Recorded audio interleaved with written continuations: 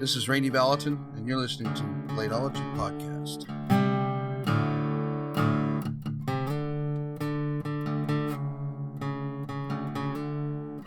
Okay, we're going to jump into this like we do every week. Welcome to another episode of the Bladeology Podcast. We are on this week with our original host lineup, and we have a special guest. This is the vocal representation of Jeremiah Burbank from PVK Vegas. Nick Chuprin of NCC Knives. Elijah Isham of Isham Blade Works. Awesome. And we have Paul Panak from Burn Knives on tonight. I'm pretty pumped about this.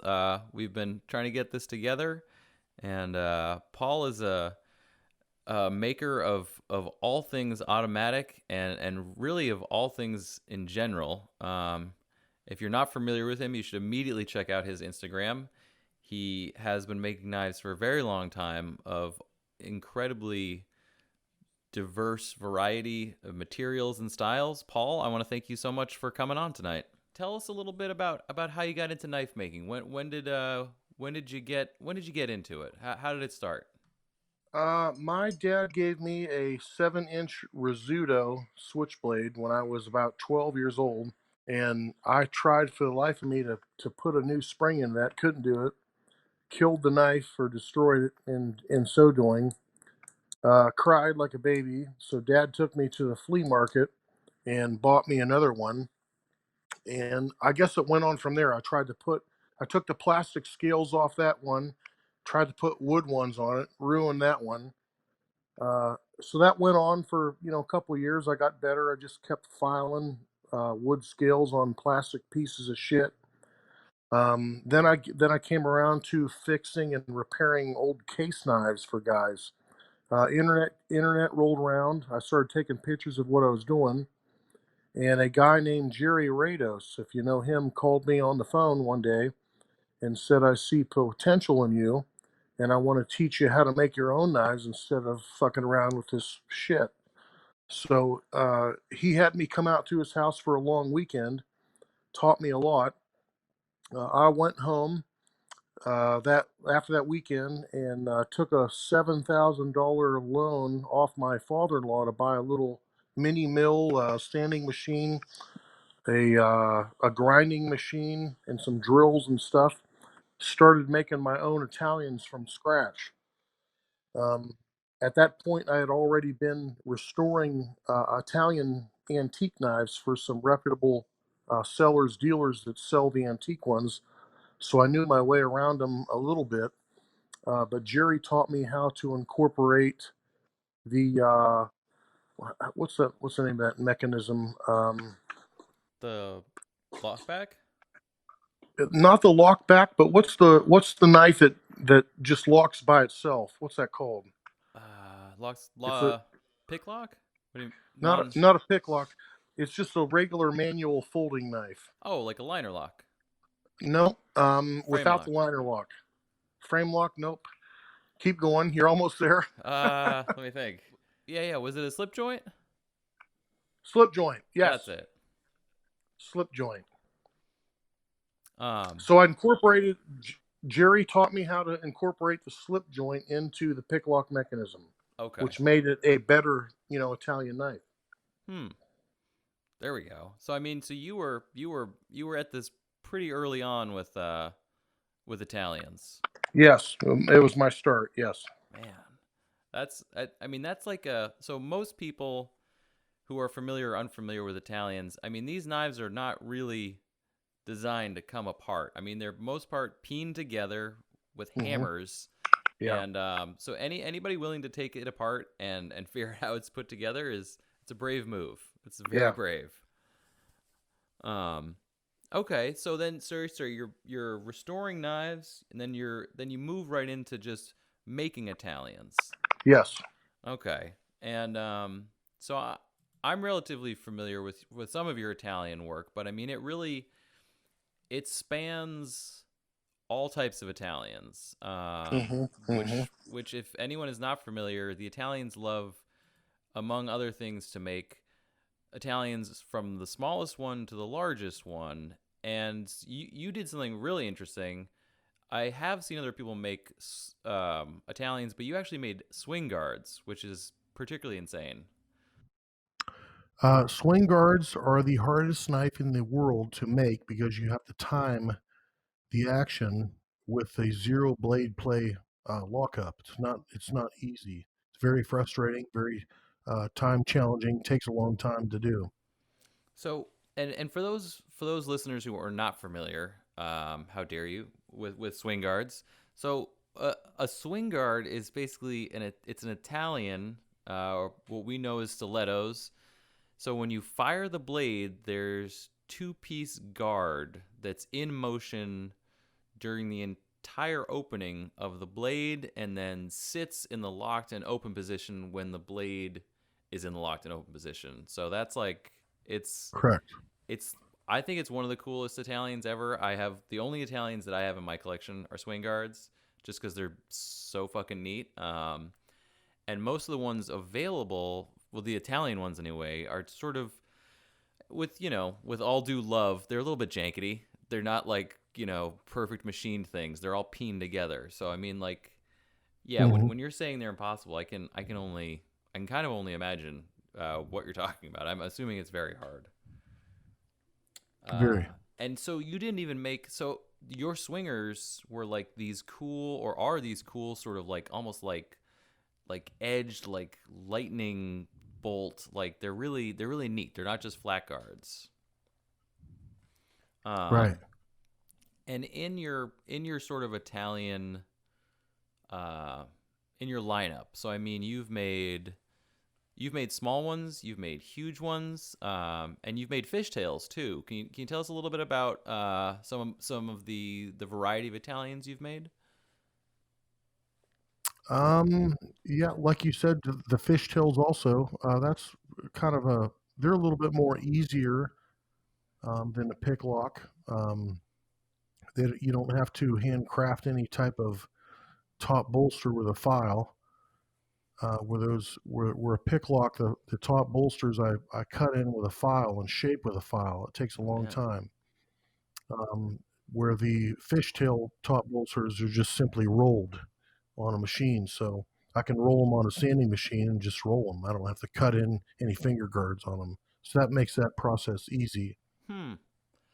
So and that's another note, like a machining note or knife making note. So the other thing about Italians, the collecting and understanding the Italian sort of genre of knife, there's a big thing which is square button Italians, and the engagement of the mechanism of Italian, which I think is what you're talking about, Paul, when you're saying the file work, is because you have to make round and square holes, which seems like an easy thing, but any machinist will tell you making an actual square hole is almost like impossible. Yeah. So that's, I mean, when you're filing this stuff, you're filing the edges to make square buttons and to make the square locks. So if you're talking about a square button, that was a mechanism designed by the Queen Company, and that is actually like a plunge style mechanism. So it's a 1/8 inch style plunge rod that goes down in between a hole in the blade and has a relief cut. So when the relief hits the hole, the blade flies open. So that we make, I turn that on a lathe. It's not a hard process, but it's a time consuming one. So a square button mechanism is not hard to build. It's just a time consuming mechanism to make. No, of course, a completely different mechanism. Fishtails. The 7-inch Italian. So you've also made these very small, and you're a rather large individual. You have very big hands, but there's a picture on Instagram that you have a 7-inch Italian. So I mean, is there any size of Italian that you haven't made? I think the smallest one is a 7-inch, and I think the largest pick lock that I've ever made was a 20-inch. Oh wow. Okay. All right. That's sizable. That's pretty big. So take us through a little bit about of your history. We kind of jumped into the Italian thing here, but you started you started with Italians. Where did you go from Italians? I know I see some fixed blades that you've made in the past, some sub hilts, and I think there was like a Skagel style in there. Um, Fixed blades are easy to make. There's no springs, there's no components, there's no buttons. So those are very easy knives to make. You can make those with a blindfold compared to a folder where you have timing issues and lockup issues. I've never really jumped into the fixed blade because there's so much competition there that it doesn't make it, worthwhile. Walter Bren happens to be my god as far as grinding a blade, so I've always kind of mimicked his grinds in my fixed blades, and his fixed blades are so out of reach for the most blue collar man. Say like a sub hilt fighter from Walter will cost you about $3,500. I can build you the same knife as he, just as good and looks just as good for half that cost. I'm not copying him, but my blade symmetry is similar and my grinds are similar. My handles are a little bit different. Um, as far as other things, after Italians, I delved into liner locks and played with those for quite a bit. Built all kinds of various styles and various shapes, sizes of knives. Reese Wheeland was a factor in that. He helped me produce a liner lock effectively. I spent time with him in his shop doing that. He taught me how to build the rocker mechanism that I use currently to this date for my sears and my buttons. Oh, I didn't know that you Okay, we talked to Reese before. I didn't know that you so you were down in Florida with him. Yeah, Oh, that's cool. How long were you down there for? I was there for a long weekend also. Came in on a Thursday, left on a Monday. Oh, wow. That's awesome, man. Another Switchblade royalty right there. Yeah, That's really cool. Okay, so the rocker mechanism you learn from Reese. yes. Oh, that's really neat. I did not know that was I didn't know you did that. That's very cool. So okay, so liner locks and rocker mechanism from Reese, and then what was next? From then on, I tried to get into out the fronts. Started experimenting with how to get a mechanism work. I would say it took me 5 years to get a mechanism to work just because they're so damn hard to time. And if you're not going to copy someone else's mechanism, you have to create your own. So I took apart Microtex. There's things in there that I didn't like. There were some things that I did like. James Brothers was probably my primary uh, uh, kind of patterned after. James Brothers had an outstanding mechanism. They had that sand shark where they shoved the blade into a 5-gallon drum Oh probably yeah, 50 times and the mechanism still worked. Do you remember that? Oh absolutely. shit! I Yep. know. That was the I know about shit, that. man. Thank There's no knife right now except mine that you can do that with. Microtech will explode if you do that. So I took their mechanism you. and beefed it up and went from there with it because those guys went out of business. The two brothers didn't get along. They sued each other, got in a fist fight. I don't know what the hell, but they went out of business. So I refined their mechanism, beefed it up, and that's the current mechanism that I use to this date in all my out the fronts. That's badass. I remember, and correct me if I'm wrong, but I remember I think maybe 2013 was that the Razor, or were you doing them before then? That was the Razor when the Razor hit the scene, yes. And Okay. prior to that, I had probably 5 years of trying to get that Oh wow. mechanism to lock out, and I just could not figure out a way to get friction to help me. I had an epiphany one night, and I don't know what it was, but it was like I had this dream, and it was like remove 5 thousandths of a rail off the one side, and the mech would work. So I ran out in my underwear out to my shop that night, took 5 thousandths off of a rail, and that fucker locked right up. So that was the end of the nightmare. So I keep using that same mechanism on all my out the fronts. I just changed the body style now. Okay. Yeah, I remember yeah, I remember in 2013 we were in New Hampshire, and I remember getting like Josh handed me like a green and a blue aluminum razor to photograph, and I think those were probably like some of the very few ever custom OTFs that I had handled at the time, other than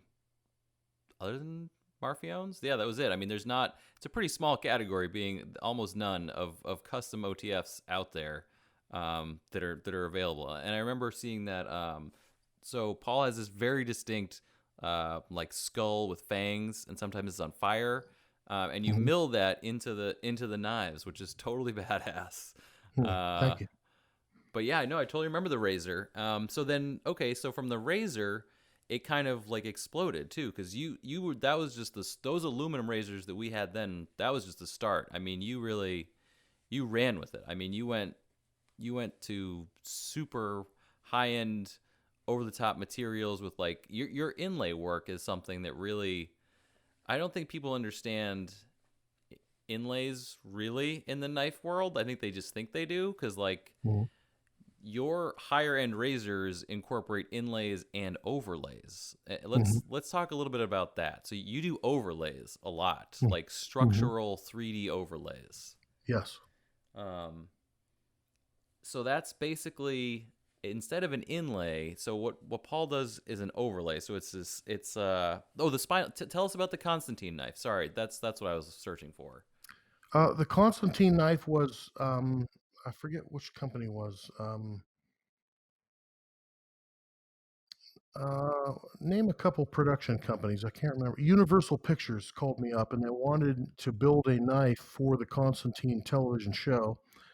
How the guy got my name, I still don't have a clue, but it was the props manager. And he described to me what he wanted.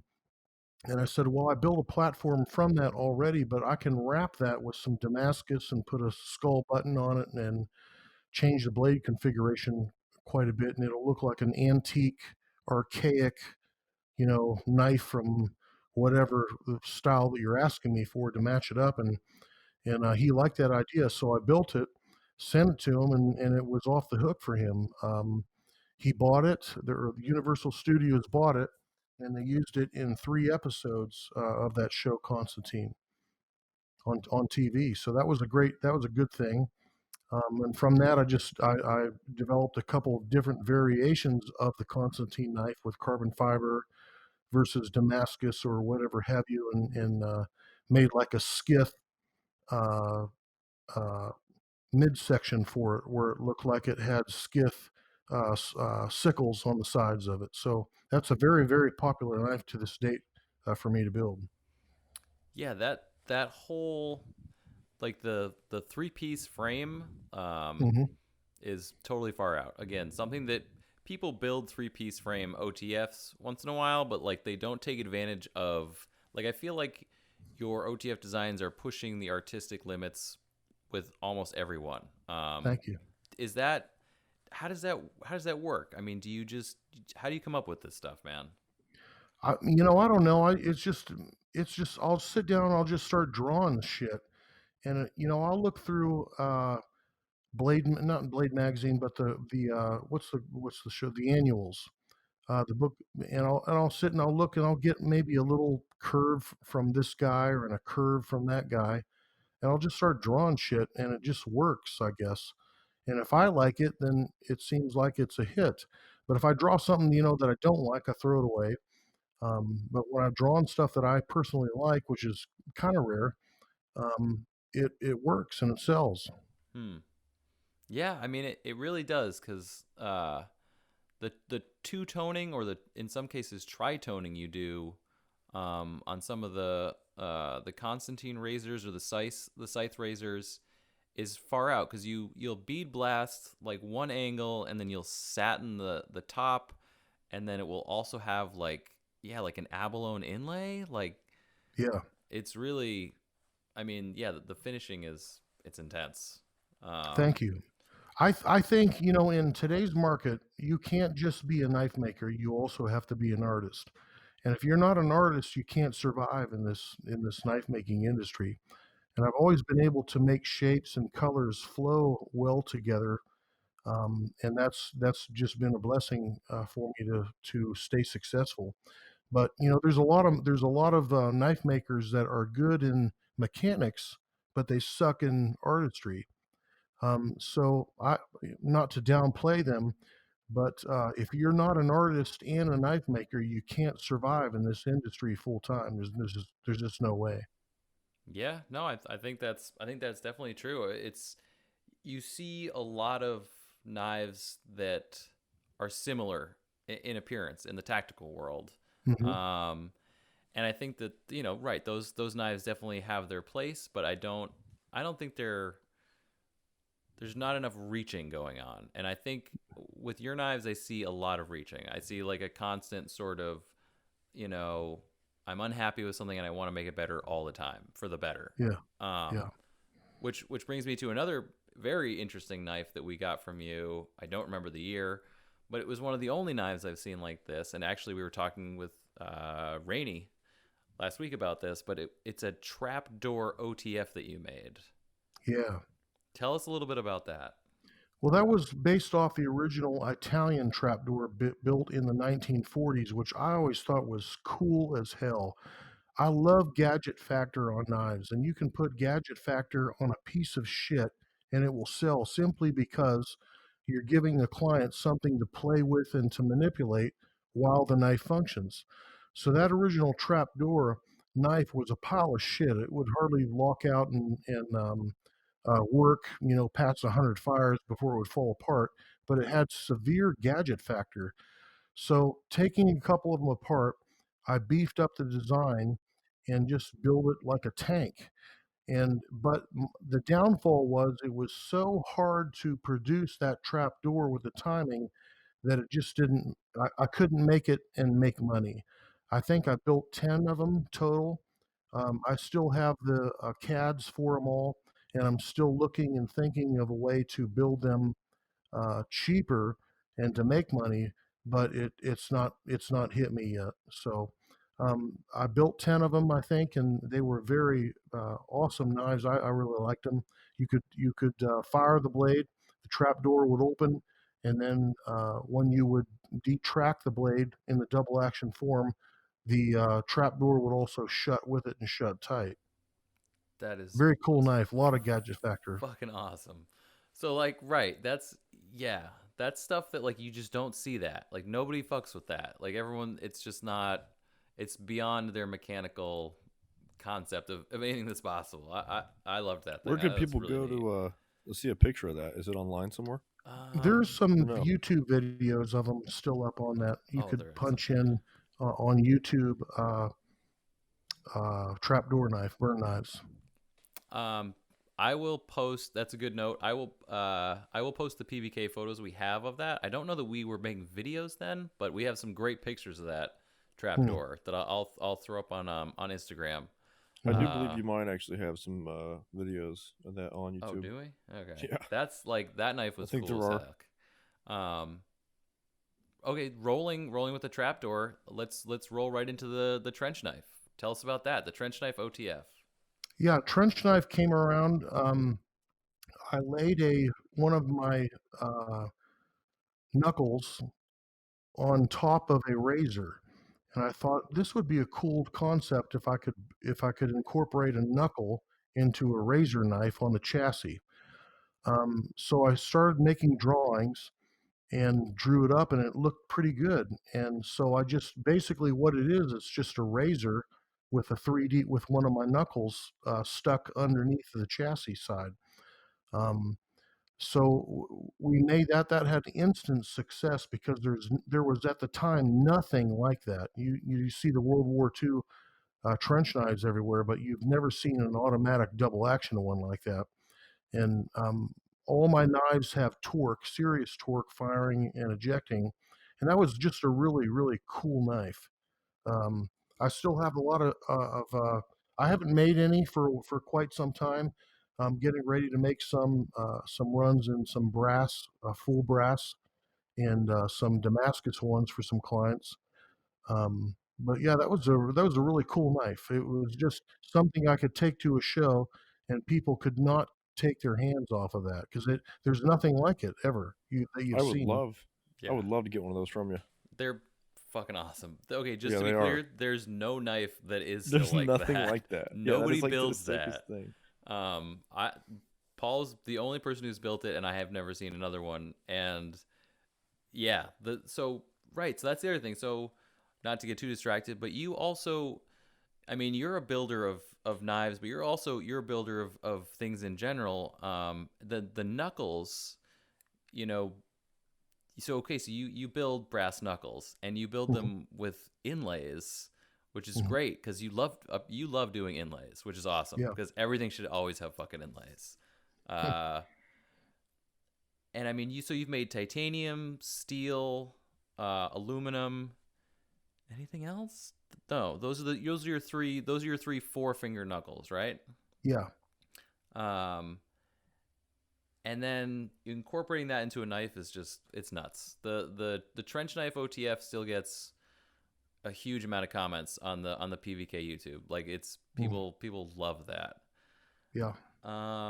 Okay, it's inlays. I posted tonight for this episode. I posted a picture, and this is going to be tricky. It's I think it's a mace that you did, and I think you'll remember this one. It's you did two of them. I think we got the carbon fiber one. I think we got the abalone one too, but you did striped almost tuxedo inlays in I think the aluminum mace frame. Do you remember that one?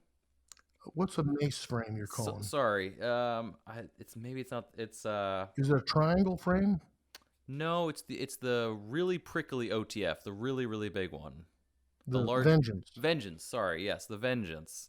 But you did a vengeance with these stripes of abalone, and then you did another one with stripes of carbon fiber. Do you remember that one? Yeah. I think that's the triangle frame one that I did. It's got three sides on the top and three sides on the back. Yes. Yep. Yeah. That was a very popular knife. Yeah. It was it was badass. I mean, that's taking the inlay thing to the next level because that had like 4, 8. What did it have? 16 inlays on it. I think, yeah, it had a pile of them. Yeah. I mean, that's so when you cut inlays like that. Tell us a little bit about doing inlays, just the maybe a little bit of the technical side. What I do is I'll draw up the frame on a piece of paper, and I'll draw those shapes that I like. From there, I'll take that piece of paper to my CAD programmer, and he'll CAD program it. And I'll tell him how deep I want it and where exactly I want them. And then when he draws it up, I'll approve it. And then he'll cut those shapes into the frame of the chassis like that. And whatever inlays we use, we'll cut from a sheet of abalone or a sheet of carbon fiber or a sheet of pearl. Whatever inlay material that we're using, we'll cut from a sheet like that with the CNC also. Wow, that's really cool. That one, that vengeance in particular, always sticks out as just like the ideal example of inlays. Hmm. Okay, so let's do the same thing. Let's jump back a little bit. So you hung out with Reese. You got your liner lock and you got your rocker mechanism, and then we were on to the OTFs. We skipped something though. Bally songs. You make Ballot those as song. well. Yeah. How did you get into that? That was, you remember that Jaguar? It was called a Jaguar, and it was basically a Pakistan piece of shit bally song with the holes all the way down the scale side. Do you remember that? Absolutely. Yep. Okay, so I loved that knife all my life. I loved it, but it was an absolute piece of shit. It would fall apart after 50 swings or you flicking it around. So I took that apart one time and tried making it. I could not do it. So I met this kid at the time whose name, let me think of his name, uh, Santiago. Santiago, yes. And he happened to live only 40 minutes from me at the time when I was living in Ohio. So I called him up and said, "Hey, dude, here's my name. Here's what I do." And he knew me. I said, "I'd like to come down, check your stuff out, and have you kind of teach me the mechanics of the bally song a little bit. Would you be interested?" He said, "Sure." So I went down to his home. He was in this little piece of shit garage with about, I mean, damn, 400 square feet. So he gave me some paper, drew me up some stuff, taught me the mechanics of it right there in the shop. So I went home, plugged it into my CNC, and just started building them from there. Once I learned the pivots and stuff, which is what I lacked, which is what he showed me, I was just right off and banging from there. And I recreated that Jaguar knife, heavy duty, from a piece the The handles are milled from a 3/4 by 3/4 piece of stainless steel each side, and those holes are integral to the handle, and the inlays are just something that snap over top of the milled holes that are recessed above. So it's a very, very solid knife. It was just an absolutely beautiful knife. I've put them in the hands of people that say that that are flippers. I don't know. I'm not a flipper, but they say my knives are a little too heavy to be flippable, I guess you could say. But true to my form, all my knives are built heavy and like tanks. I have no problem flipping it, open and closed and sideways and backwards. But as far as twirling up and down and letting it leave your hand and shit, they say it's an unbalanced knife for them and it can't be done. But Hmm. I don't know. Well, they look fucking awesome. That's what I say. They look fucking awesome, and who cares if you can flip it between your neck and through the fucking sky? I mean, when you're flipping that thing around your neck, someone's going to shoot you in the head with a damn 45. So who gives a shit? That's the spirit, pretty much. Boom. That's exactly what's gonna happen. That's it. So yeah, the blades, the handles. I mean, you have some really interesting swoopy belly recurve blades you did with the Bally's. Yeah. And you did some compound grinds too. Yes. And okay, so mirror polishing, that's another thing. You have a very distinct. You love daggers, and the mirror polish is something that you do really well. How much of a pain in the ass is that? It's a long pain in the ass, and it requires very good and expensive belts. I will grind a blade, a start blade with a 60 grit 777 M Cubitron belt, very aggressive belt. I'll put the initial grind on with that, then I'll heat treat it. Then I'll come back with micron belts, and I'll start from 100 grit, and I'll go all the way up to a 2000 grit belt, and that's about 7 belts each grit, sanding each grind. Once I hit that last belt, that 2000, you can already see your face in the grind. Then I'll take it over to polishing wheels and polish it out with compound rouge until I can see my face in it. It's time consuming. It's not hard. It's just a very time consuming process, and a lot of makers don't like to do that. Yeah, it seems really intensive to get that real sheen to it like that. Yeah, I mean it's a lot of work. The extra step. That's kind of what counts on that one. Mm-hmm. Okay, so I mean, so in your timeline, so I mean, you worked with Reese Whalen, you worked with David Santiago for the Bally songs. Are there any other makers that you talk to get inspiration mechanically or artistically? Jerry Rados was the very first one. Yep. He's probably one of your top 5 makers in the whole world, I think. Oh, for sure. Even though he's gone recluse now, back in the 90s, he was the shit. I mean, him and Rainey's dad. What's Rainey's dad's name? Oh, Butch Vallotton. Butch Vallotton. Yeah, those guys were the godfathers of knife making back then. That's true. Yeah. Just those 3, I think, is it. I just self-taught from learning from mistakes like everybody else. Right. Yeah. And then so you made a barrel knife. I got to ask you about that. You got to tell us about the barrel knife. Tell the listeners what a barrel knife is. Guy, the twisty one. The barrel knife is a really funky knife. I mean, it's nothing like you would expect anything that you would ever see from any maker on the planet. And I had this old man, the elderly fellow who's in his 70s, who's dying of cancer, and he wanted me to make him a barrel knife, and I didn't even know what the hell it was. So he sent me pictures of ones that were made in Sweden that were actually round. And I was just captivated by the concept of the thing. It just looked so cool, but I thought it was kind of an ugly looking style. So I asked him if I could make it shaped like a grenade and then put, corners and 45s on it. So he allowed me to.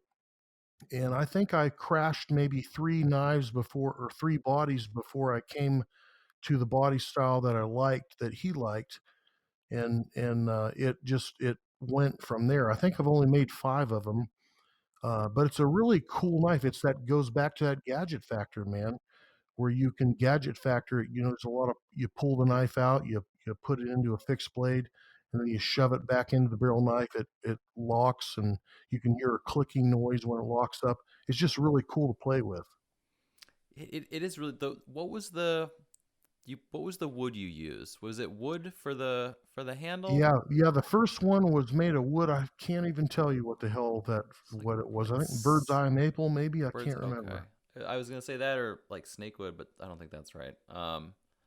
Yeah, the barrel knife is such an intriguing design. I've handled a couple antique ones, like maybe that guy had, because somebody brought one into the shop one time, and then we also bought some from Angelo. Angelo came to SHOT Show once and sold us some.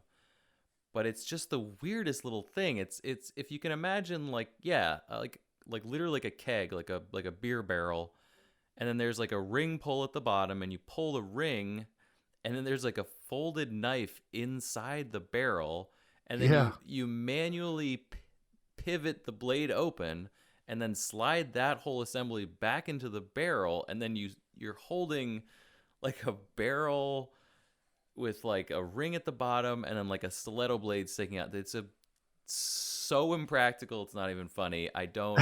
Whoever invented it, it was the same thing. They were just like trying to build something that no one else had built before, and then I saw it's so fun to manipulate that or to deploy it, though. It's so much fun. Oh yeah, for sure. It's definitely like that classic sort of classic feel. It's a strange knife. And okay, I've got a couple orders on up ahead that I'm building those in carbon fiber for a couple of clients up ahead. Oh really? Oh, that's awesome. That's so cool to see people get engaged with barrel knives. Like that's great. I'm like looking all over Google to find any sort of barrel knife. I can't figure this out. No, it's a very obscure. Very obscure. There's a video. It's a very rare style knife. Very rare. On Paul's feed, there's the one that he did, but it's not. Yeah, you can't really just find them. Okay, so let's roll with interesting and strange knives. Let's go for it. Okay. Wait. Before you can say, is it one of those knives that kind of extend out? From the handle kind of extends out, and you flip it over. No. Okay. Never mind. It's a very. Yeah. So okay. So let's go with. So you made another knife, or a launcher, if you will, that again is just very much in your style. You're just attacking something that nobody else is going to do. So you made a ballistic knife. You want to talk about that a little bit? Yeah. Josh, for years hounded Josh. I'm talking to Jeremiah, right? That's correct. Yep. Your older brother gave me one from. And I even remember that knife in the little folder that they would send out, the Edge Company. Oh yeah, that's right. And it was in there.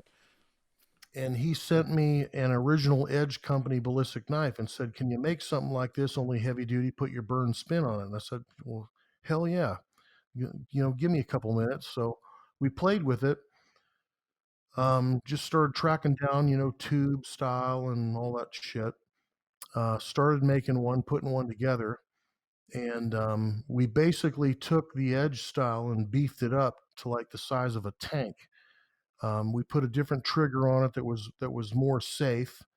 I put a safety on it, which the original one doesn't have, and that's a dangerous ass knife. We put carbon fiber sleeves over top of the blade. I hollow ground the blade where they were flat ground on the Edge Company, kind of like a little thin 1/8 blade. Mine were 3/16 thick blades, hollow ground. Put a heavy ass spring in it that you'd have to weigh like almost 300 pounds to close the spring and shut the thing.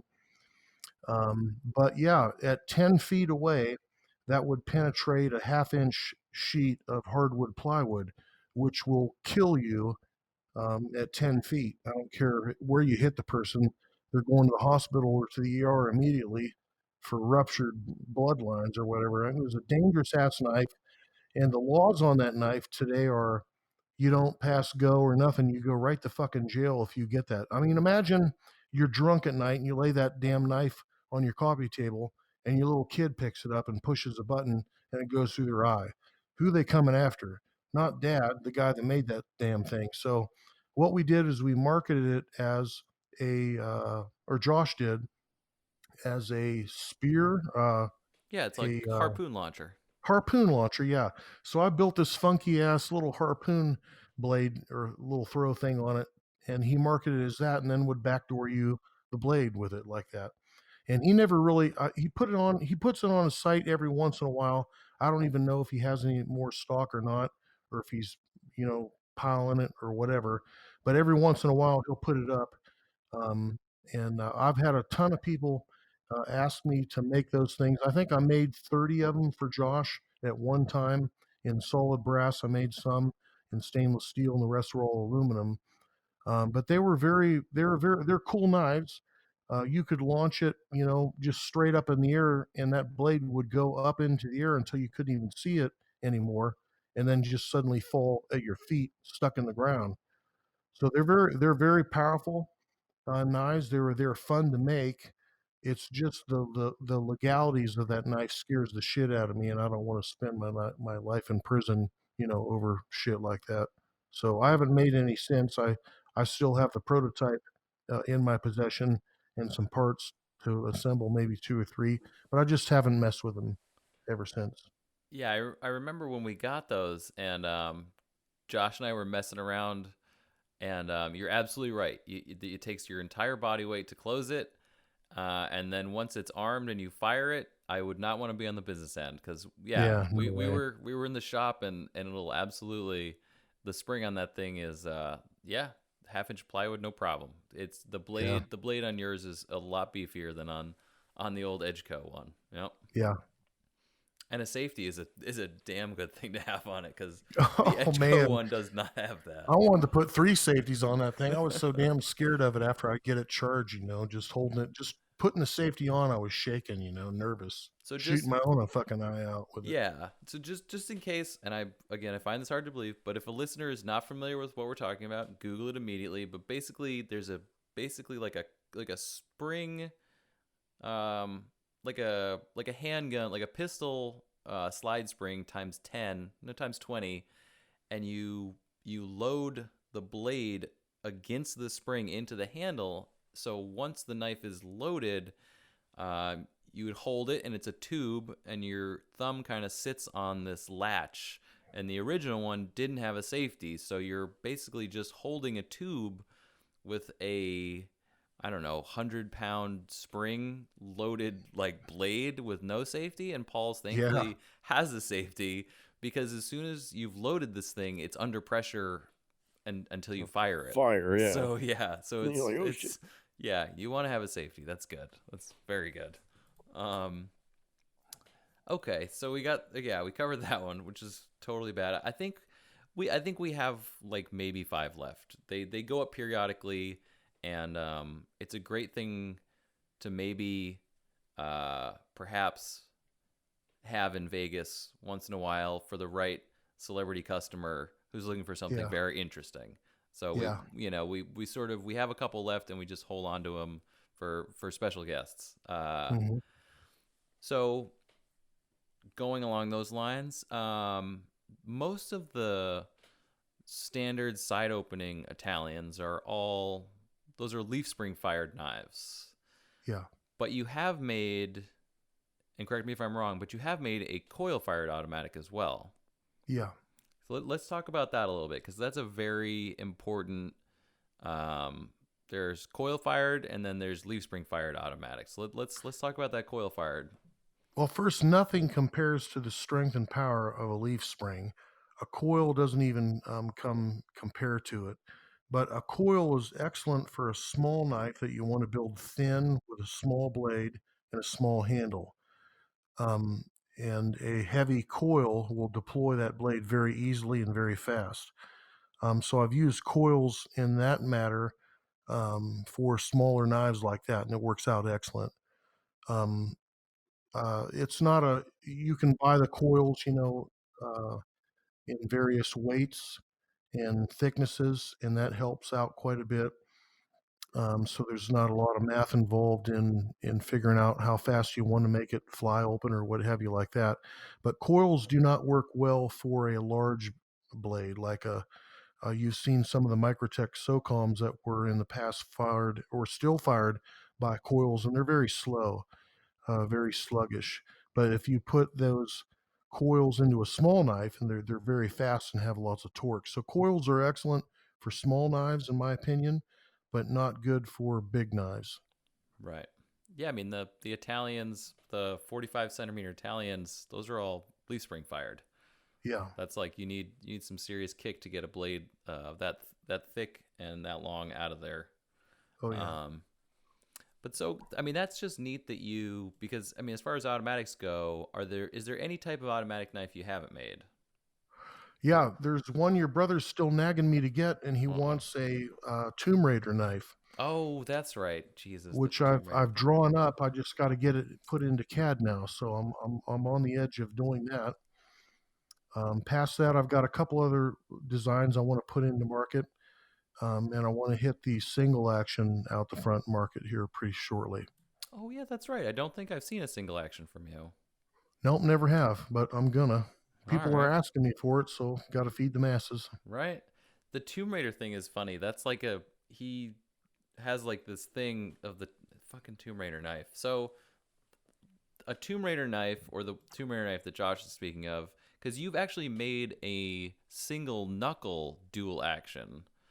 But the Tomb Raider knife that he's talking about, for those who are not familiar, is from the movie Tomb Raider, thus the name. It has like it's a knuckle that you can remove from the knife. So it's like it's basically a single knuckle dual action OTF, but the knuckle can be removed, and I'm sure that Paul will figure out a way to do that. But it's essentially so you can punch somebody when the knife is closed, maybe remove that to more easily stab somebody. I can't imagine the concept behind it, but it's a huge gadget factor with that design. That's what I was going to say. Big gadget factor. Yeah. It's just it's your index finger ring up there up on the top of the knife that you can take on or off and hold, and get a better grip with it. And the button is on the side of the knife, not the top of the chassis. More like a side deployed Microtech. Right. I mean, maybe, I guess you might be able to do like a single finger knuck if it wasn't maybe a knuck in one hand, the knife in the other. I don't know. Yeah. It's that might be a little beyond the. I found it. It's the 1990 vintage Tomb Raider NATO. Yes. Knife with the single finger. Okay. Yeah, it's yeah. It's pretty custom actually. Custom. Okay, so knuckles. So you tell us a little bit about your knuckle work. So you make 4-finger, single finger, double finger. How did you get it into knuckles? Where'd the interest come from there? Again, from your brother Josh. Josh is, the marketing executive of my world. It seems like he knows what sells and what doesn't. So he'll send me an idea, and then I'll wrap my style around his idea. So he said, make me a 4-ring or 4-finger knuckle, and he sent me the Constantine one from the Constantine movie with all that. Oh yeah, I remember that satanic shit all over it. Yeah, the cast ones. So I like the style of that, but I liked square edges, so I squared up the edges of the front of it and just made it heavy duty. Cut one out of steel for the first op in 1/2 inch, and it was just badass. And then now recently, I just started making them out of 3/4 inch steel and brass, which your brother's got a big order on those coming out. But damn, I mean, have you guys all seen the Sly Stallone movie where he's got all the actors in it? What's that called? Expendables. Yeah. Expendable. I think it was number 2 or 3 where they were in a broken down bar and these 2 big 7-foot guys come at him and Jason Statham. Do you remember that? Vaguely, yeah. In the bar. It was a broken down bar. Okay. Well, Jason pulls out this case and he gives Sly a knuckle, and he takes a knuckle, and they both smile at each other.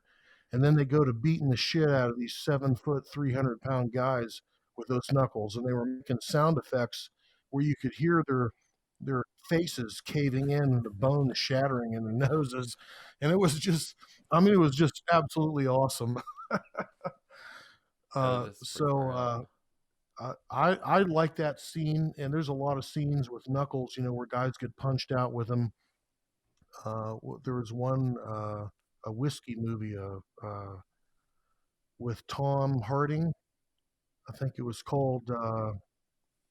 Well, they were bootleggers or something, but he smacked a guy in the face with it, and they gave you a sound effect of the guy's nose crushing it. I just think it's cool. I'm not a sadistic person by nature, and I'm not a killer or a murderer, but when you see that kind of shit, it's like, damn, wow. So I like that. I love that cool shit, where it's just holy shit. I got to have one of those, even if it's a paperweight on my desk or something. Right, right. So my Sure, knuckles have a always been very paperweight. popular for that reason, for the shape of them. And then Hmm. we do a 3D mill skull logo with carbon fiber inlays, or we've been even done abalone and some Kevlar stuff. That's pretty awesome. All right, so at this point, I think we're gonna have to absolutely just dive into it. So, how long have you known Josh for?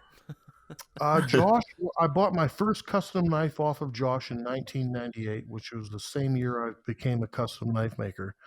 So that was 21 years ago. I still have his original pamphlet that he sent me and back from 1998, which he's still trying to buy from me because he doesn't have any more of them.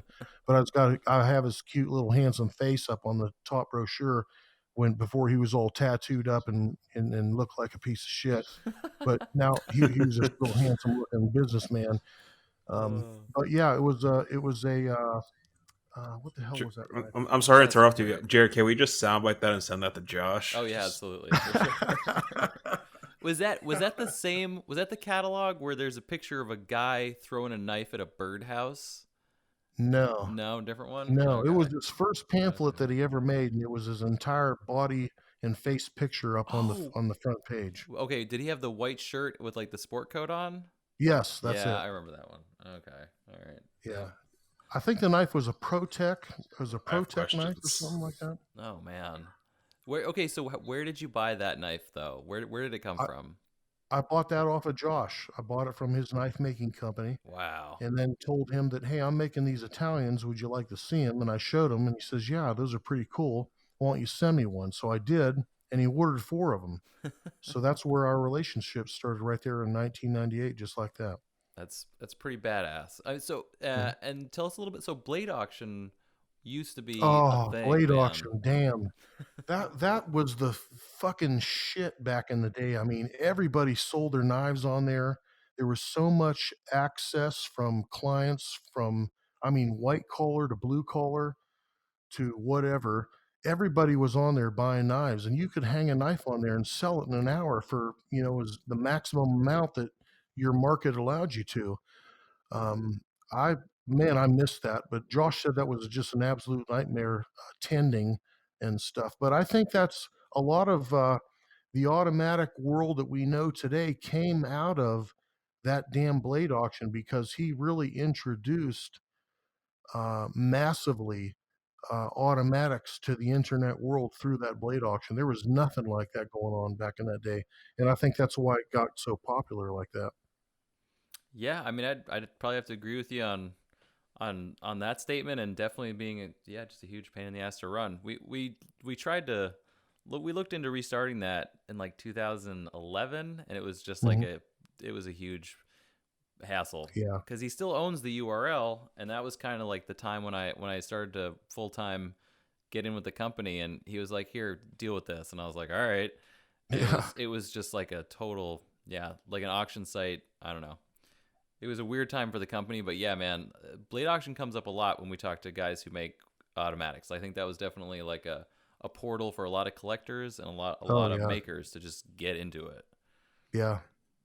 Man, that's good time. So I Yep, mean, yeah, that was that's something where you could come into Blade Auction as a complete unknown maker and thrive from that if you were any good at making a knife. yeah. No, I mean totally.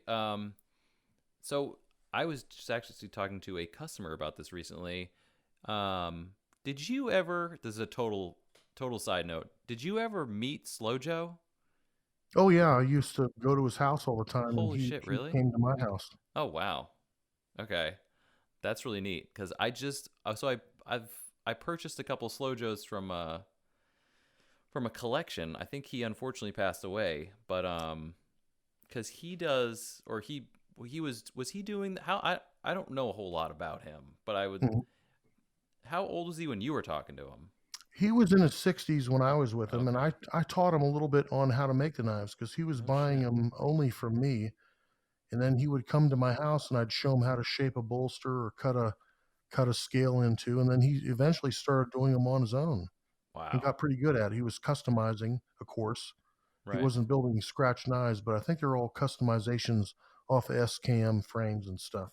Yeah. Right. Yeah. He would buy like the anniversary Campolins, and then Yeah, yeah, he would swap the bolsters out. Nothing to the level of what you were doing, but it was its own sort of interesting sort of. A lot of people collected his work. It was yeah, neat. yeah. Wow, that's I didn't know you were directly. That's really cool. Very good friends with him. Yeah, very Huh. good friends. Okay.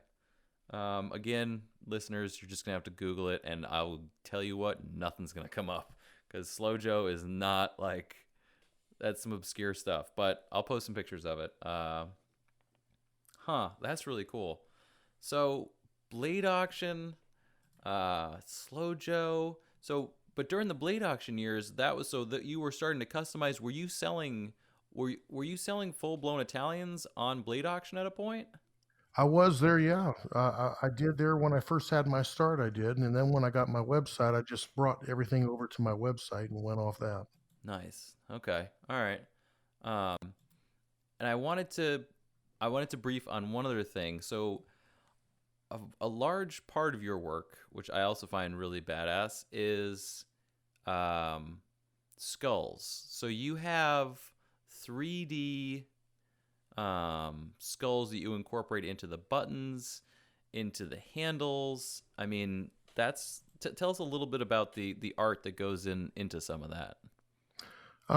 Those are just like I'll pull drawings off of a Google search, and I'll find a skull that I like, and then modify it somewhat through with Photoshop, and then we'll cut the eyes deep or the mouth deep or make the outside edges deep or something like that to make it kind of 3D to give it like a 3D image when it's engraved.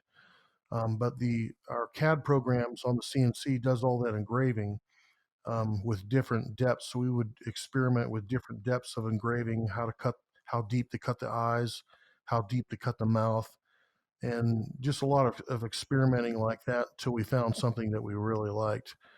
And we still do that to date with different skulls, but we now have a skull logo that I use exclusively that we put on most of the knives via they're stamped or engraved.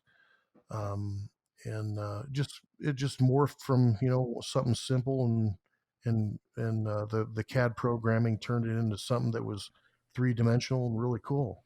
That's far out. So you're those the little skulls on the OTF buttons. Those are all 3D machined. No, the OTF buttons are actually made from sterling silver, Oh and I wow. have a jeweler that I hired to create that for me. So I have a jeweler that makes those for me out of sterling silver with a bullet hole in it, and I buy them from him exclusively. He makes them for me exclusively only, and I will weld or solder them to button platforms or whatever have you. There was one last thing I wanted to ask you about. So as a maker of all things, we got a bunch of really cool, super high end screwdrivers from you. Oh yeah. Was that a Josh thing? No, that was not. That was Okay. something. I was surfing IG and I came across this guy named Berger. Am I saying his name right? Um, Yep. yeah. Greg What, Berg. Oh, Greg Berg. That was it. what's his name? Greg Berg. Greg Berg. Okay, so I saw these drivers like that he was making. I thought, man, those are pretty cool. I don't think I want to make some, change the style up a little bit and do whatever. So I bought a broaching tool, which is what you need to cut that indexed hex bit into on a lathe. So it just so happened that my employee was had already known how to do that style of cutting. So we bought some tubes and some solid material and started cutting them out. And then I had a gunsmith that I like really well who cuts like snake skin engraving into the handles of a 1911. Had a different couple styles called grenade and stuff like that. So I asked him if I could use his designs on my drivers, and he allowed me to. So we started cutting snake skin and stuff around the handles and grenade styles around the handles, made our own head, and put bearings into it. Now I caught a lot of shit from that guy Berger or whatever his name is, telling me that I was copying his stuff. But a screwdriver is a damn screwdriver, right? I mean, how many screwdrivers are in different names of companies? And my style was quite a bit different from his. His were short and fat, and mine were long and skinny. And my heads had my Burn logo with a like a 6-cylinder shooting gun style fluting around the side. So you can tell mine apart from his, certainly. But we started making those, and they became good tools for me to use. And I've got 6 or 7 of them that I personally use to put my knives together. And we sold a shitload of those things right off the bat. But for whatever reason, they went stale, and I don't know why. I don't know if it was Berger giving me shit over copying. Nah, and- it became a pretty saturated market shortly after they Oh. became like the whole custom driver thing Yeah. became popular. Well, I noticed now there's a lot of guys making drivers like that now, and Josh sent me one that I didn't even know the guy's name, so maybe that's what it was. It just got saturated too quickly. I don't know. But those are fun to make, and they're really cool tools. I really like kicking them out like that in different materials. That's a good bridge. What's your favorite material to use? What's your favorite inlay or overlay or any kind of material? I can't say I have a favorite one. It depends on the look of the knife and the look I'm trying to achieve. It would be Juma snake skin on one, and abalone on a different one. It just depends on the look that you're trying to look. If you want to, what's your focal point? Do you want the inlay to be the focal point, or the overall style, design, shape of the body to be the focal point? So it helps to not get a knife to be to where it's too excessively loud to look at, but you want something to focus in upon. And I like to say that my knives, when you hold them in your hand, when you turn them over from side to side, you're going to find something that you didn't see the first time that you look at it. There's a lot of detail on the knife, and there's a main focal point, be it the inlay shape or the material used or the overall design and style of the knife. So I like to keep a medium edge between all that kind of stuff and just let it flow softly and not too loud and obnoxious. So sometimes that gets hard to do, and I can't say that I have a favorite inlay material. I just like a knife to be exotic and styled for someone to say wow when they hold it, no matter what inlay I guess I'm using. Let's rephrase this. What's the material you hate working with? Yeah. Titanium. It's a motherfucker. Oh, there you Really? go. That's all I work with. So that's for me. It's fine. I thought you were gonna say like mammoth or something. Every time I work with it, I hate it. Yeah. Oh, what's even worse than that is that what's the black shit? Oh, now that Carbon they're- fiber. No, it's a metal. zirconium. Oh, Zirconium. Damn, I almost burned down my fucking shop doing that shit. We were turning it on a lathe, and my Yeah, client, the lathe likes to spark you make pretty it- bad. yeah, it was sparking. It was throwing a bunch of chips, and it had a bunch of wires of the shit turned in a pile, and a spark hit that pile and just went poof. And a couple seconds later, my entire wall was on fucking fire, man. And I could hear the flames roaring, but I wasn't sure. So Nick says, "Hey, Paul, we're on fire out here." So I grabbed the fire extinguisher, came out, and damn, half the shop was on fire. So we extinguished it and had white shit in the shop for about 6 months that we're still brooming out after all that stuff. So that is some nasty shit, man. Yeah, Zirconium. I've done that too. But the zirconium with titanium mix, the black Damascus or the zircotai, that Yeah. stuff's worse because the Oh, zirconium yeah. piles up, and the titanium makes it ignite more. Yeah. I've almost burnt through the bottom of my house with the stuff. I had Yeah. it burned through, and then I had the fire inside my coolant tray, so that fire won't go out with water. Yeah, And I I'm know, that's panicking knowing scary. that it melts through metal, and I'm like, if this thing melts to the bottom of my CNC, I'm gonna have 30 gallons of coolant on the floor, and I'm have to weld this I goddamn know, thing. and then a $50,000 machine past that. That's scary shit, man. Yeah, I was I like, don't like, I don't I don't- like working with it. It- I guess I have to rephrase it. Zirconium's my all right. nasty. Zirconium's that's the forget it material. Yeah, that's not worth it. Yeah. I have a question. Do you still collect knives, or is it just like, can you just not even? Is it too I far? still collect knives. I love, and I hate to say it, I love SOCOM Microtext, Oh boy, there it is. and I love the. so does Jeremiah.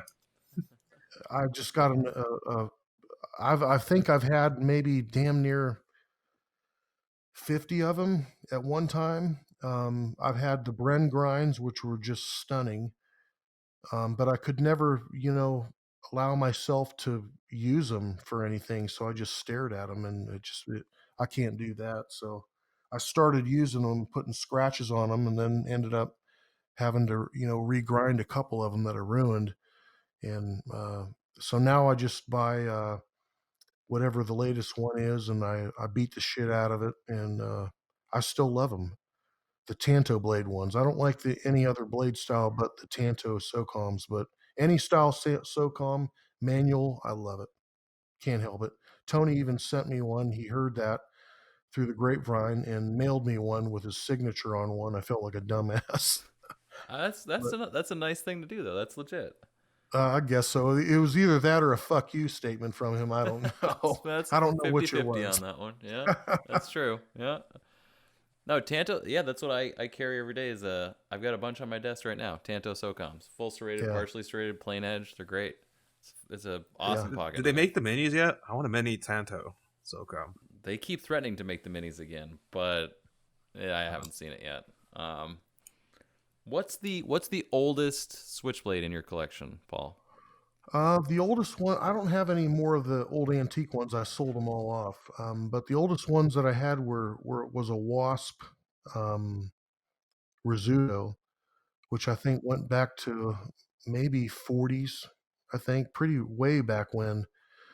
And I don't even think it was called a Rizzuto back then. It was something else because it come out of Italy and not Mexico. Mexico took it and called it a Rizzuto and styled it, into the movie knife that we all see today with the swing guard on it. Right. So the epoch of Italian knives is so intense that it's almost impossible to describe. But a wasp body is a particular shape of Italian stiletto, and the Rizzuto is a totally famous movie knife, exactly. And it would make sense that it would come out of Mexico, and they gave it this very Italian name, so you didn't forget that it was an Italian knife. And it was this, I don't know, it's kind of like a plastic handled like swing guard thing, but it's like in every movie. It was in like Sin City. They had it just to like reference like, decades of the Rizzuto knife in every movie that a bad guy's ever had a knife in. Right. That knife was probably the reason that half of the knife laws were instituted. Oh yeah, sure. Yeah, Italians are forget about it. So do you ever have any Latamas? Walt? Yeah, I built the first 10 when he bought the company. I built 10 Latamas for him after the name Latama in the fashion of Latama, 10 square blades. But yeah, I'm very good friends with Walter. Oh damn! I had no. So you built like the prototype. You built basically essentially prototype Latamas. Yeah, I mean, if you want to say that, a pure collector isn't going to like me saying that. Sure. But when he bought the name from Samuel Polk and owns now Latama Company, he commissioned 10 square blade Latamas from me for his company. Wow. Dude, that's pretty cool, I gotta say. Yeah, under the name Latama, the original stamp Latama. So that was pretty cool. That was mind blowing for me. Huh. Because I mean, that's real Italian history right there. Damn. Yeah, we were. I was saying to Rainey, I just found a bunch of the old original copies of the newsletter in the shop in Vegas, and I set them aside. There's old PVK advertisements in them. Yeah. That's pretty neat.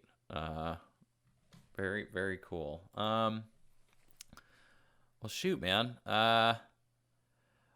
What's okay? So you're talking about making single action OTFs. What's is that the knife? If you were gonna make any knife next, is that your next knife? Is a single action OTF? No, my next one will be that Tomb Raider one that'll be Okay. coming out here shortly in the fall. All right.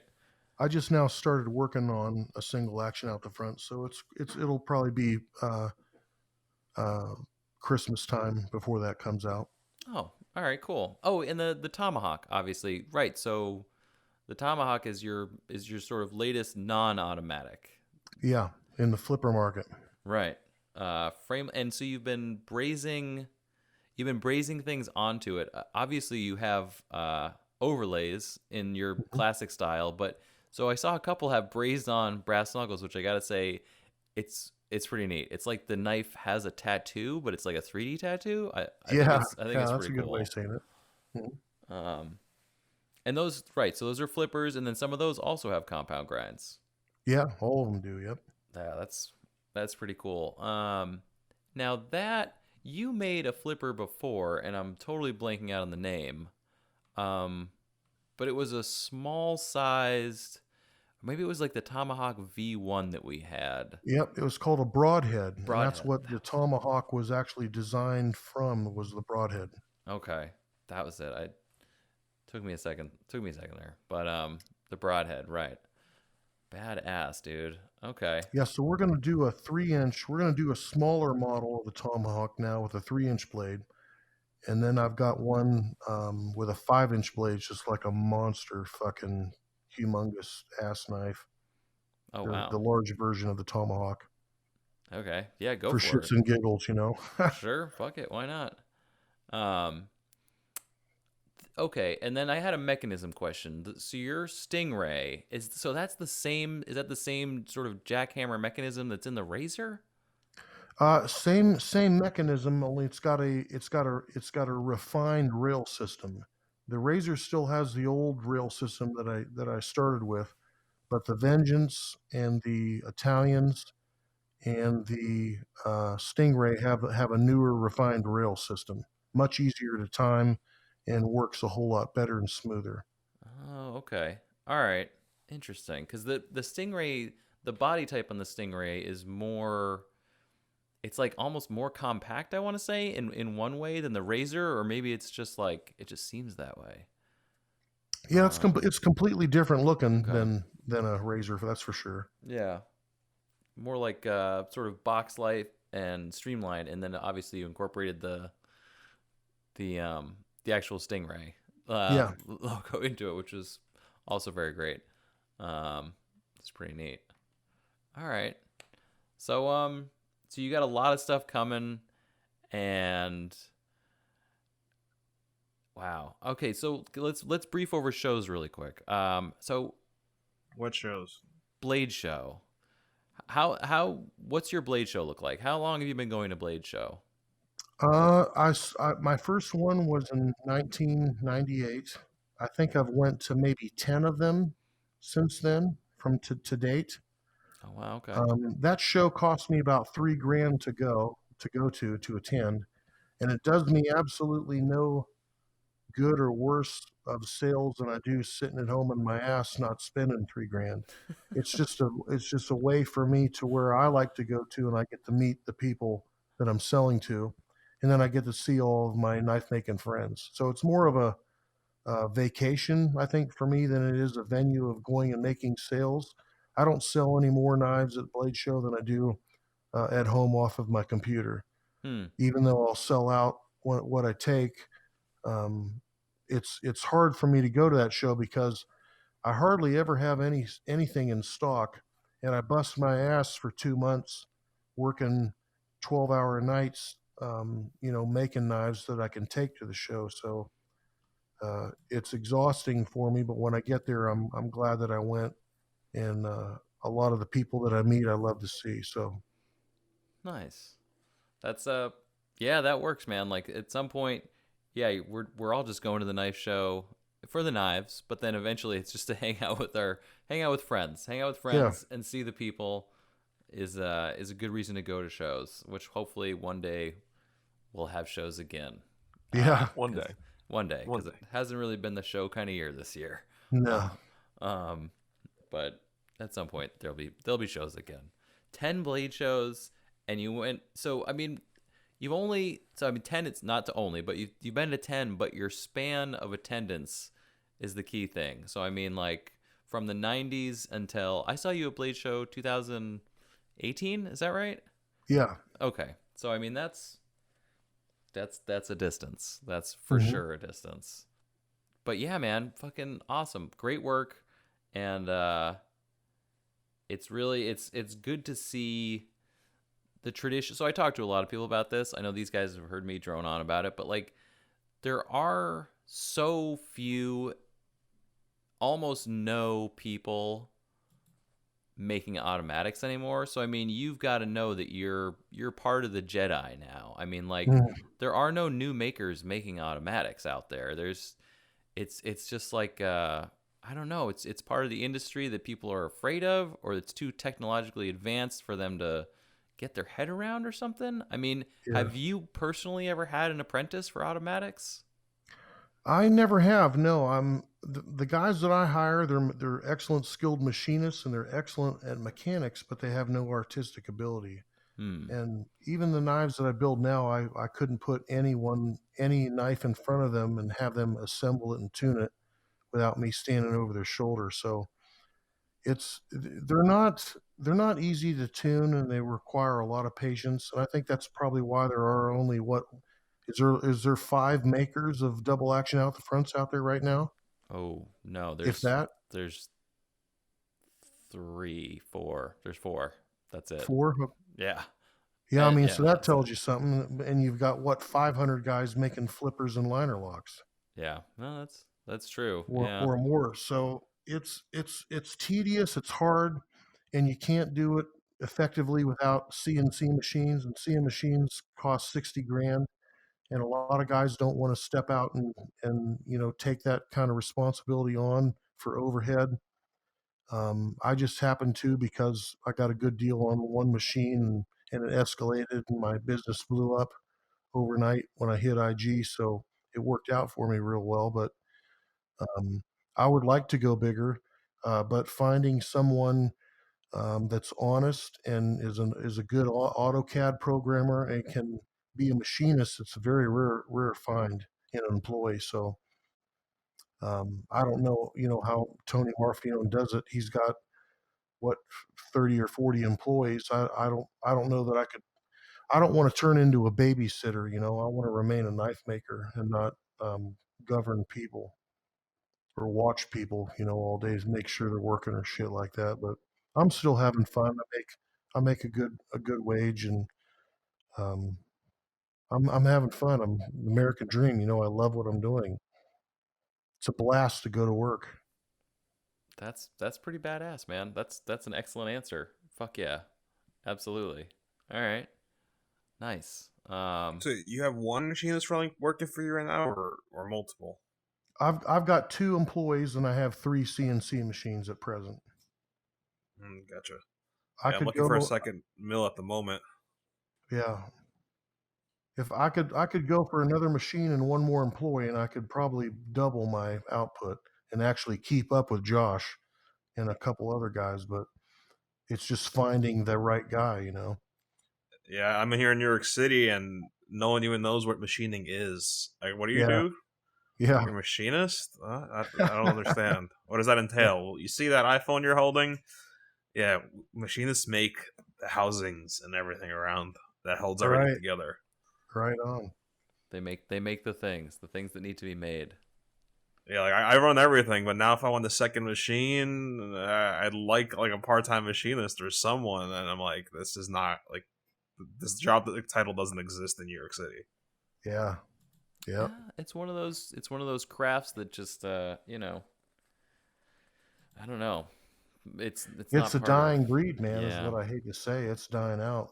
Kids want to play video games and design video games. They don't want to learn how to I'd do say things. it's probably better than ever, to be honest. Ever since Fusion 360 came out and like this Instagram and YouTube or machinist community started happening, Mhm. and the barrier to entry was no longer $6,000 for the cheapest CAD software, and now you can get into it for $500 a year, Yeah, or for Yeah. free if you're just a hobbyist. right. But With that's not Fusion 360. machining. That's just rendering. And yeah, but that's 80% of the actual machining. Oh, Right. Is the remember you said AutoCAD. that. What? Yeah. All right. Or the Yeah. draft that- site. Nah, 2D's nothing. You gotta Oh, get boy. deep into 3D and Oh, CAM, but boy. like that's 80% of it. Setting up Yeah. the machine and that's not that hard. Yeah. But figuring the out the rest- fixtures and how to hold the parts. Like when I look at your parts, Paul, when I'm at PVK, a lot of your parts are very intricate, small, tiny things, which is probably why you hate titanium, because machining small titanium parts is a pain in the ass. Mhm. And when I look at knives or anything, I'm always like, okay, how was this made? How do I hold it? And your knives, every time I see them, I'm like, either the fixtures are really complex or there's a lot of tabs, and Paul does a lot of grinding after the parts are machined. Yes. Correct. Otherwise, like all those like Oh, which the one, overlays. Well, there's ways to machine things. One, you make complex fixtures to make sure there are no tabs, which is what I'm a fan of. I really don't like dealing with tabs. Or you can make simpler fixtures and have a bunch of tabs that require post secondary ops to machine them off or grind them off by hand and then blend them in. Most of the Paul's like overlays, they're all very unique, so you don't want to make a fixture for each one. So that's what I was assuming he uses tabs, and a lot of that like the Constantine OTF. Oh, I don't know. spinal cord. Not the spinal cord. Oh, any of the overlays, but I'm talking about like the Constantine OTF or the OTFs that have like that double bit axe Oh, spacer thing. Like, that's also a pretty complex thing to machine and hold. Mm-hmm. Yeah. I mean, the angles on that too, the curves, like the whole thing is just like, How many tabs do you usually use? That's It's something like that complicated. that's insane. 2 at the most. Mm. Use any more Well, than that, combo. you're making it harder for yourself. Oh, wow. Yeah, I totally forgot the whole spinal cord thing was like, yeah.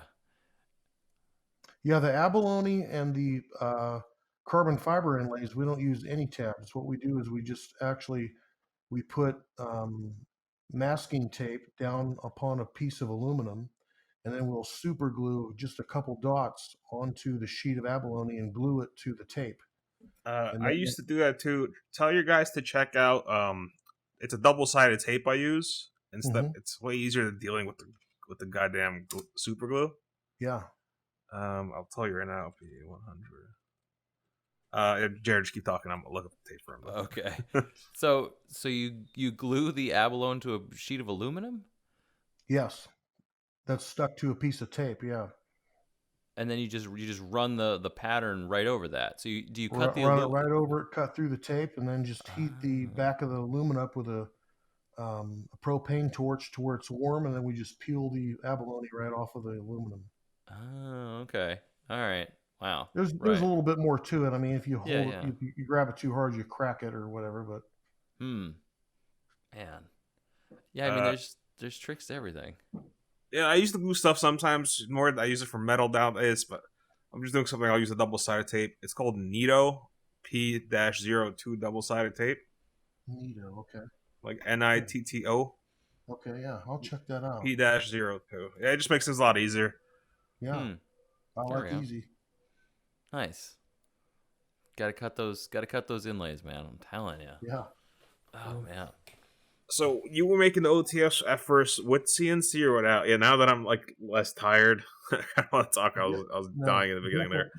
Definitely with you. I don't think that you can make a CNC or out the front without a CNC, because those things are so complex with fitment and tolerances that if one tolerance is off, it's not going to work. It's not Yeah, going to friction. The blade's going to stick, jam, gall, whatever. Yeah, it's a goal of mine at some point in my career. I'd like to make an OTF, just finding the time to sit there and reverse engineer. As you said, it took you 5 years to develop yours. Yeah. Yeah. Well, I mean, I could sit with a maker now and help him develop one in a month. From what I know now, it just took me 5 years because I didn't have anybody helping me. And when you ask a maker like Jeff Harkins how you do this, and they say "fuck you," what do? You just got to go back and start on your own. Yeah, I can kind of see Jeff saying that. Yeah, that's the OTF thing. Is like, I mean, from other stuff, but OTFs are pretty. It's a whole other bag of tricks, and the people involved in that's even a more coveted thing than any folder out there. Mm-hmm. I agree. That's some wizardry right there. Yeah, no, I've taken apart a few. I understand how they work. It's like the starting like tolerance points. Where do I have to keep tolerances and making some of the internal pieces? Yeah. That I have to figure out a little better ways of making some of the stuff. Yeah. Well, that's the trick, Nick. Get in there, man. I'll get it eventually, Jer. I just gotta sit down and really commit and do it and find the time. But there's never enough time in the day. No, that's true. That's what it is. It takes time to do it right. Do it right the first time. Yeah. Right? Well, or the first 100 times, but then the 101st time, that's the trick. That's when right. That's when it all falls together, man. That's it. That's the real trick. Thousands of dollars later, Right. You figure it out. Well, you scrap a couple of knives, it's and then it falls in there. Paul, like you said, so I mean, you're full-time knife maker all the time, every day.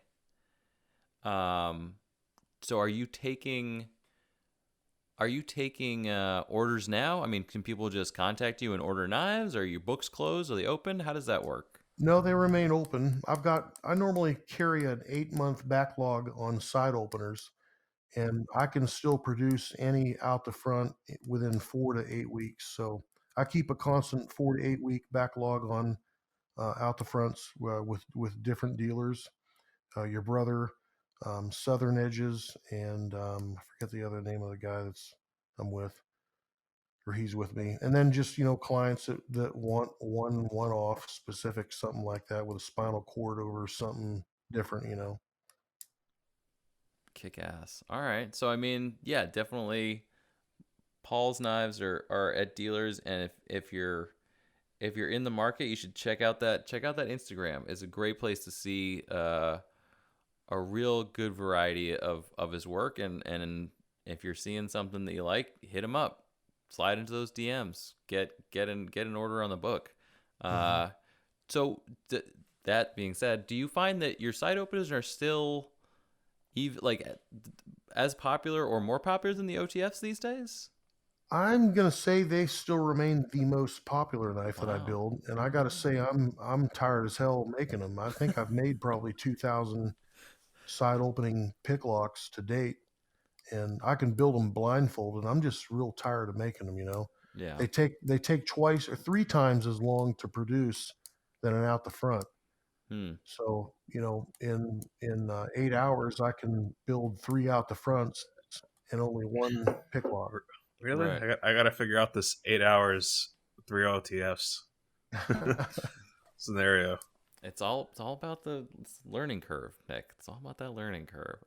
Something about the Italians, man. It's it's unstoppable. I answer the phone and the emails every fucking day, and people, it's just about Italians. I mean, OTFs, but Italians, there's something about it, and Italian collectors are just unto themselves with the details. Yeah. So I mean, it's and which is nice to kind of talk to people once in a while that have some clue of what they're talking about and don't just call up and start yammering on things they heard on the TV about Italian knives. But at the same time, it's I don't think, I'm going to say comfortably with my knowledge that you're the only person making custom Italians at the moment. There's nobody else. I mean, Reese makes them once in a while, but I asked him to make me a couple and he just kind of groaned and, he was yeah, maybe. But so, I mean, yeah, that's probably, you're the only guy doing it. That's the thing. That's for which when I first was at Jared's shop and I saw them, I was like, wait, are these customs? He's like, yeah, that's when I first saw your work. And I was like, really? There's people still making custom Italians? Right. He's like, yeah, that's pretty much what Paul does. That's yeah. I was like, oh, okay. And the really cool thing that Paul does, which nobody really gets how cool it is, makes a Tanto Italian, which is totally fucking cool because it's basically like a katana Italian. I just think it's really neat because you could never get an Italian with a Tanto. They're all bayonets. So the Tanto variation is pretty neat. Yeah. I don't know how popular it is with your customers. I think it's really neat. But yeah, that's been a very popular style for me. Okay, absolutely. Good. All right, great. It wasn't a totally freak accident. Awesome. All right, well, Paul, man, I think we covered it. I'm sure I've missed stuff. And we'll have to get back to it. But I want to thank you for taking time to come on with us tonight and do this podcast. You're welcome. I really Happy appreciate to do it. We'll have love talking knives. The guys that Right? like knives. See, we'll have to do this. We'll have to do this again. We'll have to have a part 2. Yeah, sure. Talk some more shit about badass switchblades. All right, yeah. That'd be cool. Yeah, badass. On that note, gonna start to wrap up. This has been another episode of the Bladeology podcast. We were on tonight talking to Paul Panak of Burn Knives. Definitely check out his Instagram. I will put it in the show notes. I am Jeremiah Burbank with PVK Vegas, and I'm signing off. Nick Trooperin of NCC Knives, and I'm signing off. Elijah Isham of Isham Blade Works. See you later, folks. Thanks, guys.